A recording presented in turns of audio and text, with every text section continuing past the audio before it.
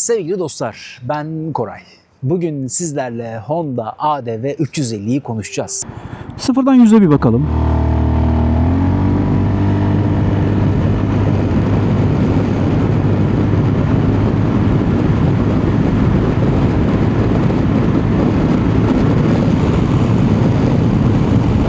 Honda ADV 350 sıradan bir şehir aracı değil. Şehir konforunu macera ruhuyla birleştiren bir makine. Honda'nın Adventure serilerinden biriyle XADV 750'nin evliliklerinden doğmuş melez bir delikanlı.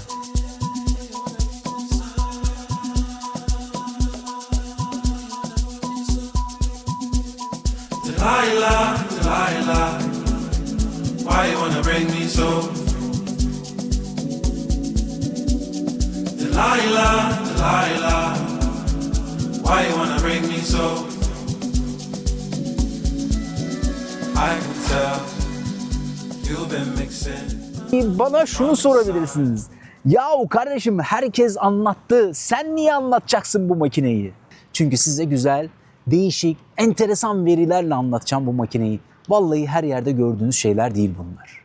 Geniş kitleler yerine günlük hayatta pratiklik arayan ama hafta sonu arazi kaçamakları sevenlere hitap eden bu makineyi anlatmak istiyorum. Yalnız gerçekçi olalım sevgili dostlar. Yani bizim ülkemizde bu makineleri herkes dağa taşa sürmüyor. ADV diyoruz, Adventure diyoruz, öyle diyoruz, şöyle diyoruz ama abi bu makineler bizim ülkemizde bir yatırım aracına dönmüş durumda. Şimdi bizim ülkemizde bir yatırım aracına döndü ise sizce Allah'ınızı seviyorsanız kaç kişi araziye sürüyor bu tür makineleri? Ben sağda solda sevgili dostlar çok da böyle araziye süreni görmedim. Google verilerine göre son bir yılda Türkiye'de ADV 350 aramaları düzenli olarak artmış. Nisan-Mayıs 2025'te yeni model tanıtımı sonrası ilgi zirve yapmış. 0-100 skalasında 60 puana ulaşmış. Bu aylık binlerce arama demek. Bak devam edelim. YouTube'da durum benzer. ADV 350 içerikleri toplamda 500 binden fazla incelenmiş. Popüler videolarda aylık 5000-20 bin arama taraması yapılıyor. Kısacası niş bir model, yani daha dar bir kullanıcı grubu ama bu küçük sınıfta bile ciddi bir ilgi var. Sevgili dostlar, bu makineyi niye anlatıyorum? Çünkü hala aranıyor, çünkü hala çok yoğun ilgi var. Honda 350 ADV için az önce de söyledim ya, her yerde bulamayacağınız bir analiz hazırladık. 650'den fazla ilanı inceledim. Renklerden şehirlere birçok seçeneği inceledim. Şaşırtıcı sonuçlar var. İlginç. Kırmızı kazandırıyor. Gümüş kaybettiriyor. Yani şaşırtabilir. Biraz keskin ifadeler kullandığımın farkındayım. Ama hadi bir dakika dur, dinleyin öncelikle. İlanların neredeyse yarısı siyah. En popüler renk bu. Ama asıl sürpriz şu. Kırmızı sadece %12 oranında var ama ortalama 448 bin. Yani en pahalı. Mavi 432 bin Türk lirası. Gri 396 bin Türk lirası ile dengeli. Bakın ortalamaları konuşuyorum, unutmayın. Gümüş rengi ise 307 bin Türk lirası ile %25 daha böyle bir fiyatlar aşağıda görüyoruz. Çünkü bu renklerde kilometre çok yüksek. İlan ortalamaları ve ilanlar üzerinden konuştuğumu tekrar söylüyorum. Kırmızı ve çift renkli ADV'ler az kullanılmış. Ortalama 4000 kilometrede. Beyazlar düşük kilometreli ama tehlikeli. Neden derseniz sıfır gibi diye pahalı satılıyor ama kilometre artınca değer düşüyor. Mavi en stabil olanı, kilometre artsa bile fiyatını korumuş ilanlarda. Şok edici bilgi. Beyaz temiz diye daha fazla ödüyorsunuz ama enteresan bir şekilde ilanlarda değer kaybının daha yüksek olduğu bir renk olarak görünüyor. Peki ilanların %38'i İstanbul'da. Ama Antalya %14 ile ikinci sırada ve ortalama kilometre sadece 6200. İzmir %12, Ankara %8, Manisa %5 ile devam ediyor. İstanbul'da fiyatlar %4 daha pahalı, ortalama 425 bin. Antalya'da ise sevgili dostlar ADV 350 turistik yaşamın veya kültürün bir sembolü. Antalya'yı biz daha önceki videolarımızda da konuştuk ve buna yer verdik. Güzel insanlar, Manisa'da fırsat var. Şaşırtıcı, onu şöyle açıklayayım size. İstanbul 425 bin, Ankara 420 bin ortalama fiyatlar. Manisa'da ise fiyatlar ortalama 400 bin. Yani %5 daha ucuz. İzmir'e dikkat, Kilometre artınca fiyat %40'a yakın düşen modellerimiz var. İlanlar üzerinden baktığımızda. İlginç. Manisa'dan alırsanız aynı motoru İstanbul'a göre 30 bin, 40 bin lira daha ucuza alma ihtimaliniz var. Yani Manisa biraz daha hesaplı. Şehirlerin fiyatlar üzerine etkisini inceledik böylelikle. Şehirlerin ADV kültürü üzerine biraz konuşalım. Antalya'da ilanlar yayla ve macera kelimeleriyle dolu. Motor özgürlük sembolü. İstanbul'da garaj motoru vurgusu statü göstergesi. Ankara'da servis bakımlı kelimesi öne çıkıyor. Güven arayanların tercihi. Yine ilginç bir bilgi. Aynı motor şehirden şehire farklı bir ton taşıyor sevgili dostlar. Evet, şimdi makinemiz sıfır. Şimdi çalıştıracağız. Yalnız çalıştırırken dikkat etmekte fayda var. Buraya basıyorsunuz ya, çalışmıyor.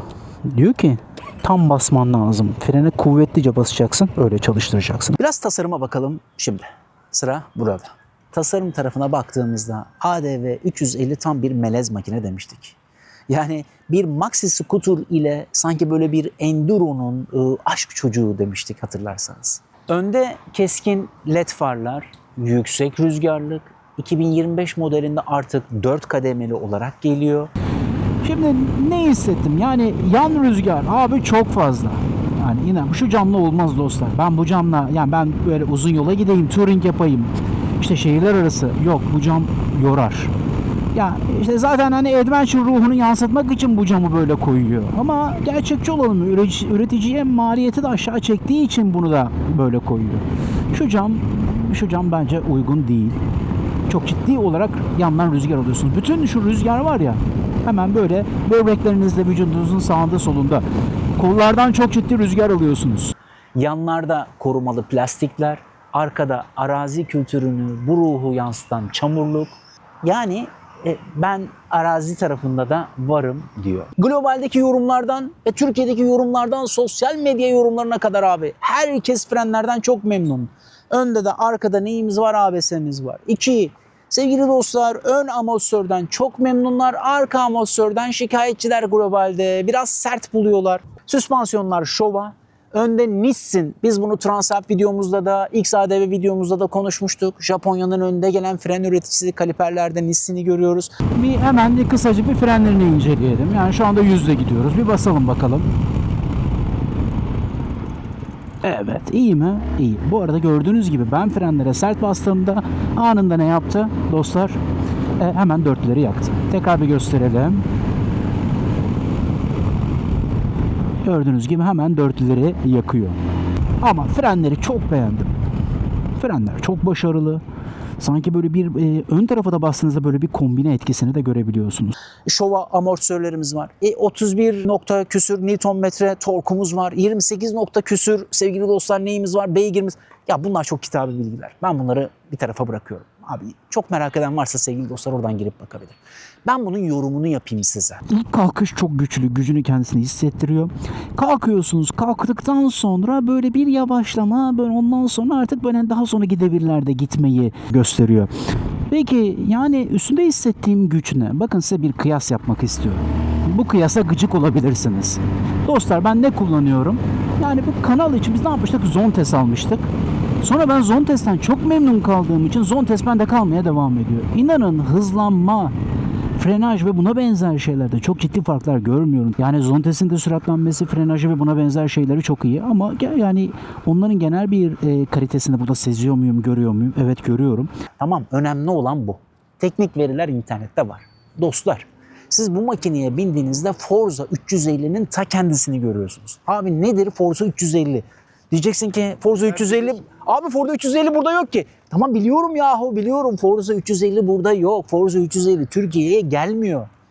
Honda da diyor ki ben Forza 350'yi getirmiyorum. Bunu getirdim işte sizin için diyor. Sevgili dostlar, sınıf olarak aynı sınıf, motor olarak her şeyle aynı. Süspansiyon ve bir takım frenlerde küçük ayar farkları var. O kadar. Onun dışında böyle büyük bir farkımız yok. Keşke ülkemize Honda 350 gelse ama bu ÖTV meselesi nedeniyle fiyatlar tık yukarıya attığı için Forza diyor ki ben satamam abi bunu diyor. Honda ben 250 Forza'yı satayım diyor. Özetle bu. Yani bu makine gerçekten Avrupa'da çok ciddi talep gören Forza 350 ile aynı şeyi kullanıyor. Sadete gelelim.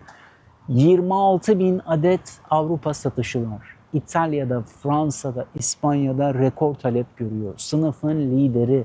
Bu makine kendi sınıfında, birazdan rakipleri konuşacağım, en yüksek adette satan makinelerden biri.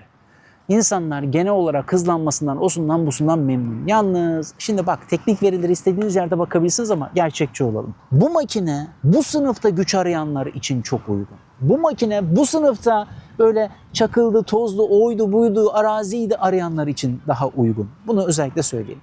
Yani şimdi kimler için uygun peki? Ya büyük makineniz vardır. Afrika TV'niz vardır. Efendime söyleyeyim. Ne bileyim daha başka makineleriniz vardır. İkinci makine de bu olsun. Kıyak makine güzel. ADV'de işte bize de yakışır. Okey, çok uygun. Kime uygun dostlar? Orta yaş kullanıcıları için çok uygun. İşte şehirde güç olsun, kaçayım, hızlı kaçayım. Çünkü motorun kaçanı iyidir. Niye? Trafikte bizi sağdan soldan kurtarsın diye. Onun dışında kimler için uygun? A2 ehliyet sınırı nedeniyle takılanlar. Onlar için de uygun. Yani valla yatırım yapmak istiyorum diyen için de uygun. Gerideki fiyatlara dönüp baktığımızda aslına bakarsanız. Ne anlatıyor bize bu makine? Türkiye'de Forza 250 satılmıyor demiştim. Sadece Forza 250 var. O böyle şehir odaklı, asfaltın yıldızı. Türkiye'de inanılmaz rağbet görüyor. İlanlara gir, abi 3000'e yakın ilan var. Bu zaten Honda'nın gücünü gösteriyor. Honda 350'de ise ne görüyorsun biliyor musun ADV 350'de? Dik oturuş pozisyonu, uzun süspansiyonlar, dişli lastikler ve korumalı gövdesiyle abi yol bittiğinde de devam edebilirim hissini yarattırıyor. Bunu yani yapabilir mi? Bak, arazide çok deneyemiyoruz bunları. Yani yapabilirim iddiasında. Günlük kullanımda ne hissettiriyor? Gazı açtığın anda böyle akıcı bir kalkış var. Şehir ışıklarına kalkarken çevikliği var.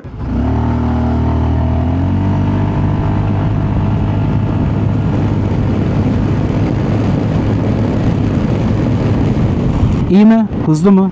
Çok hızlı. Fişek gibi kalkıyor mu? Kalkıyor. Gidona uzandığında motosiklet hissi. Bak burası önemli.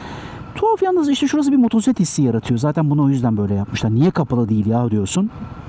İşte bu motosiklet hissini yaratabilmek adına. Kaliteyi malzemelerde görüyoruz. Bunlar fena değil. Ya şu gidon var ya dostlar. ADV koyduysan sen şunu da böyle kullanacaksın tabii ki. Güzel mi? Çok güzel. Kısacık bir şey daha göstermek istiyorum. Kıvraklık, denge hepsi çok iyi. Bunları da çok beğendim. Yani başka Maxi skuterları çok yoğun kullanmış biri olarak, hala da kullanmaya devam eden biri olarak dengesi de yine gayet iyi. Böyle hafif bir pratikliği var. Bu güzel. Yani işte bu ADV farkını da zaten birazcık orada gösteriyor. Dostlar benim kullandığım şu anda dedik yani kanalı için bir Zontes almıştık. Çok memnun kaldık ve şu anda da bizde kalmaya devam ediyor. O 195 kilo. Buna göre o aradaki 10 kilo ciddi anlamda fark ediyor demek ki. Bu makinedeki şu 186 kilo ağırlık hiç fena değil. Böyle çok böyle rahat, kıvrak. Onu yapabilirim, bunu yapabilirim, şunu yapabilirim dedirtebiliyor size. Bize makinelerde konforu sağlayan şey neydi dostlar? Şöyle bakın, ben üstüne bir bineyim. Şimdi benim sürüş pozisyonum bu. Değil mi? Okey, bir bakalım. Şu uzunluk, bak şu mesafe gayet iyi. Yani bir de trafikte diğer araçlardan yukarıda olmak istiyoruz. Biz XADV 750'de ne demiştik? SUV scooter demiştik değil mi? Bu da SUV scooter'a yakın bir tanımı var diyebiliriz. Şimdi mesafeyi konuştuk. Uzun boylular için de çok iyi. Kısa boylular için de gayet iyi. Herkese optimum bir hizmet sunuyor. Şimdi memnun muyum? Sene fena değil.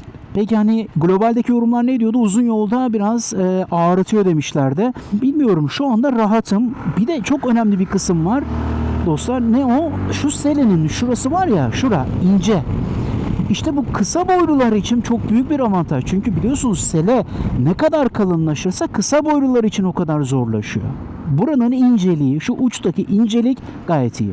Çünkü uçta ince olursa kısa boylu arkadaşlarımız da rahatlıkla kullanabilir hale geliyor. 48 litrelik koltuk altı bagaj 2 tane kask alıyor. Hemen gösterelim. Koltuktan bahsettik. Sele altını konuşalım. Beğendiğim yer. Dostlar sözünü tutuyor. Yani bu sele altı, bak biz Zontes'i çok anlattık. Zontes kullanıcı deneyiminden çok bahsettik. Bu sınıfta en yüksek neredeyse sele altı bagaja sahip olanlardan biri demiştik. Kötü mü? Bakın burada bir tane X-Large, burada bir tane de yine Large kaskımız var. İkisini de çok rahatlıkla almış. Şu genişlik hiç fena değil. Yani artçınla şehir içinde orada burada durdun. Sağa sola gittin, işini hallettin, yemeğini yedin, gezdin, tozdun. Kaskların burada. Yanına yük etmene gerek yok. Beğendik mi? Çok beğendik. Eldiven bölmesinde USB-C şarj var. Bagajda ışık var. 5 inç TFT ekran var. Honda RoadSync ile telefon bağlıyorsun. Navigasyon, müzik, çağrı hepsi burada. Kısacık şunu bir göstereyim. Şöyle bir gözümüz var. Kolum nereye kadar? Bak buraya kadar giriyor. Ne koyabilirsin? Derin, fena değil. Ha, bir 1,5 litrelik su girmez. Ama bir 0,5'lik suyu alır. Cüzdanını alır. Eldiveni. 1,5 Adana. Yalnız bir şey daha söyleyelim. Bakın şu anda makine kilitli. Şöyle yapalım. Makine kilitli. Açılıyor mu? Açılıyor. Evet. Hadi canım. Ya. Yani bunu aman unutmayın. Buraya bir şey koyarsınız. Sağa sola gidersiniz. Abi kilitlendi diye yok. Zon testte biliyorsunuz sağ taraf kilitliydi. Kontağı kapattım mı kilitleniyor. Burada böyle bir şey yok. Bunu unutmayalım. Şimdi biraz ikinci el verilerine bir bakalım. Zaten girişte de söylemiştik. Rengin etkisi, hangi renk, ne kadar fiyat, hangi şehirde neler var. İşte şehirlerin sahiplik oranları ve bunların fiyatlara etkisi, ilanlardaki başlıklar, bir sürü şeyden bahsettim. Şimdi biraz da böyle bir fiyat bandı olarak inceleyelim. Gerçekçi olalım. ADV 350 Türkiye'de ezici bir üstünlüğe sahip. Fiyatlar 350 bin 450 bin lira arasında değişiyor. 0-10 bin kilometre aralığındaki makineler 380 bin 420 bin lira civarında. Honda'nın avantajı her kilometrede, her yılda fiyatlama net, dağınık fiyatlama yok. Kimco ve SYM gibi makinelerde fiyatlar daha dağınık. Ama Honda'da ikinci elde değer kaybı minimum. Küçük bir hatırlatma. Bir arkadaş, kimilerine abi, kimilerine dost tavsiyesi vermek istiyorum. Ben kendi penceremden bakıyorum. Şimdi sıfır alır mıydım bu makineyi? Ben sıfır almazdım. Neden? Çünkü siz bu makineyi sıfır aldığınızda daha kontağı çevirir çevirmez 50 bin liraya yakın bir amortisman değerine katlanmak zorunda kalıyorsunuz. Yani burada bir değer kaybı söz konusu. Aman buna dikkat. Sıfır makinenin o gidonun, o selenin, o sıfır kokusu çok güzel. Çok haklısınız. Şimdi kontağı çevirir çevirmez de zarar etmenin bir anlamı var mı bilmiyorum. Rodaj bakımıydı, o suydu. Temiz 3-5 bin kilometrede bir motosiklete binmek bana daha doğru geliyor. Yatırım gözüyle bakalım biraz da. Bu işin bir finansal tarafı ne diyor acaba bize? 2023'te lansman fiyatı yaklaşık 350 bin liraydı. İlk yıl %5 civarında bir değer kaybı yaşanmış. Globalde de bu böyle. Ama bakın 2024'te ne oluyor? 2024'te %20-25 yukarıya fırlıyor. Düşük kilometrelerde ilanlar 400 bin Türk lirasının üzerine atıyor. 2025'te sıfır fiyat 491 bin liraya dayanınca ikinci elde de 430 bin 450 bin liralık fiyatları görüyoruz. Hani bir jargon olduğu için açıklayalım. Çoğunuz biliyorsunuz ama ben yine de söyleyeyim. Nominal neydi? Nominal kağıt üstündekiydi. Peki bir de bunun reel tarafı var. Reel tarafı ne? Enflasyondan arındırılmış kısmı. Ben onun da hesabını yaptım, size kısacık söyleyeyim. Enflasyona göre düzelttiğimizde şöyle bir gerçek değer ortaya çıkıyor. %5, %10 civarında. Yani makine değerini korumuş sevgili dostlar. Rakiplere bakacağız birazdan. Rakiplere gelmeden önce bu fiyat meselesini son kısa bir cümleyle özetlemek istiyorum. Honda sana şunu vaat ediyor. İkinci elde değerini korurum. Belki de birçoğunuz çok memnun olduğunuz için değil. Belki de birçoğunuz bu makinelere hasta olduğunuz için de değil. Paranızın değer kaybetmemesi için de alıyorsunuz. Ben eminim ki aranızda başka makinelere gönlü kayan, içi giden, ah keşke alsam, alabilsem diyenler var. Ama ikinci elde nasıl satarım korkusu nedeniyle denemeye bile çekiniyorsunuz. Çok haklısınız. Ancak bu Türkiye'nin gerçeği. Neden ilanlarda Honda neredeyse bütün ilanlarda 25 bin, 27 bine yakın ilanla ezici üstünlüğe sahip? İşte ikinci el oluşmuş. Şimdi bu ikinci el oluşunca başka rakibe de kaymıyorsun. Yoksa rakibini birazdan konuşacağız. Kimco'nun DTX 360'ına kötü makine diyebilir misin? İşte şimdi tam da burayı konuşacağız. Rakiplerde şöyle bir durum var. Yamaha X-Max 300 400 bin 450 bin lira. Tech Max paketiyle premium his veriyor. Daha asfalt odaklı. Honda Forza 250 300 bin 250 bin Türk lirası arasında. Şehirde pratik ama ADV'nin bu görünüşü hem de macera ruhu biraz eksik. Bir de başka bir makine var. Peugeot XB400. Bunun fiyatı ne? 400 bin 500 bin arasında böyle bir dağınık bir fiyatlaması var. Avrupalı tarzı var. Çok şık, güzel bir makine ama fiyatı biraz yüksek. SYM ADX 300 ve Kimco'nun DTX 360'ı. Bunlar ne aralıkta? 250 bin 350 bin arasında. daha uygun fiyatta. Ama Honda kalitesiyle yani yarışması biraz tartışmalı olabilir. Bir de sevgili dostlar, fiyatlar dağınık. Bu makinelerden Türkiye'de az var. Az satıldığı için fiyat çok dağınık. Ama tekrar söylüyorum, Kymco'nun DTX 360'ı 10 numara makine. Hep yaptığımız gibi ne yapacağız? Globale bakacağız. Globalin ürettiği deneyimleri de ben aktarmayı çok önemli buluyorum. Hadi gelin şimdi öncelikle bu global tarafta kullanıcıların öne çıkardığı artılara. 1. Konforluyum diyor. 2. Geniş bagaj diyor. 3. Şehirde çukurları yutan bir süspansiyonum var diyor. 4. Honda kalitesi diyor. Bunlar tartışmasız artılar. Global tarafta en çok ön plana çıkanlar. Eksiler. Offroad için sınırlı. Uzun yolda rüzgar koruması zayıf. Sele uzun yolda maalesef biraz sert gelebiliyor diyorlar. Genel kanaat. Beklentiyi doğru ayarlayan herkes çok memnun. Memnuniyetin yüksek olduğunu zaten biz Avrupa'daki satış rakamlarından da görüyoruz. Yürütme maliyetini biraz konuşalım. Avrupa'da fiyatı 6.000-6.500 euro. Yani bizden daha ucuz dostlar, vergiydi, oydu buydu, buna benzer nedenlerle. Ama biz bunu Transalp videomuzda da başka videolarda da söyledik. Bu insanlar Avrupa'da bu tür makinelere bizden daha kolay ulaşıyorlar. Doğru. Bize göre daha ucuz. Doğru. Satın alma güçleri de yüksek. Bu da doğru. Faiz oranları düşük. Kredi vadeleri uzun. Okey, bu da doğru. Ama tekrar söylüyorum. Avrupa'da bir makine aldığınızda, kontak açtığınızda 1 yıl, 2 yıl içindeki kaybı yüksek. Biz bu makineleri aldığımızda 1 yıl elimizde kalıyor, aldığımızdan daha yukarıya satarken bir Alman, bir Fransız için bu pek mümkün değil. Olaya biraz bu gözle bakmakta fayda var. Özetle Avrupa'da servis ücretleri yıllık 250-300 euro bandında. Türkiye'deki yürütme maliyetlerini söylüyorum. Yıllık 5-10 bin, bu kilometrenize göre değişiyor. Bir yıl içerisinde 2000 kilometre yaptıysanız elbette ki başka. Ama yani ben 2 defa servise girerim diyorsanız yaklaşık olarak bir 7 bin 10 bin arasında maliyetiniz olacak. Yakıt cimrisi olduğunu söylemiştik zaten. Honda'nın servis ağı yaygın demiştik. Bunu herkes biliyor. Bir kullanıcı şöyle yazmış sosyal medyada dostlar. Mart ayında kredi kartını 12 taksitte aldım, sonra fiyatlar uçtu. Yani aslında alanın da kazandığı bir dönemde olduğumuz bir geçmişimiz var, yakın tarihimiz var. Bizim 2022, 2023, 2024'teki o fiyat artışlarını önümüzdeki senelerde pek görmeyebiliriz. Satın alma gücümüzde biraz zarar var, bunu unutmayalım. 2, kredi imkanları eskisi kadar güçlü değil. Sevgili dostlar, bütçelerimiz daralıyor. Bunlar bizim için önemli. Yani fiyat artışlarında eskisi gibi yüksek bir fiyat artışı beklemeyin. Ama şu bir gerçek. Türkiye'de aldığınız hiçbir şey değer kaybetmez. Enflasyonist ortamda hiçbir şey değer kaybetmez. Sözün özü, ADV 350 ile ilgili bir özet yapalım ve kapanışa doğru gidelim. Honda ADV 350 sadece A noktasından B noktasına gitmek için bir skuter değil. Bunu gösterdik, anlattık, biliyorsunuz zaten. Şehirde pratik, konforlu, maceraya açık. Daha ucuzu var mı? Var. Daha da lüksü var. Yani siz bu makineden daha da lüksünü bulursunuz, daha da ucuzunu bulursunuz. Ama bu dengeyi bulamazsınız. Denge Honda'da kardeşim. Bu bir gerçek. Özetle dengeyi en iyi yakalayan, ikinci elde değerini koruyan, kullanıcıya güven veren makine bu. Bir skuterun rahatlığını bir motosikletin duruşuyla, özellikle şu gidonuyla birleştiriyor. Size küçük bir kaçış hikayesi sunuyor. Siz ne düşünüyorsunuz bilmiyorum. ADV 350 mi? X-Max mi? Yoksa XB400 mü?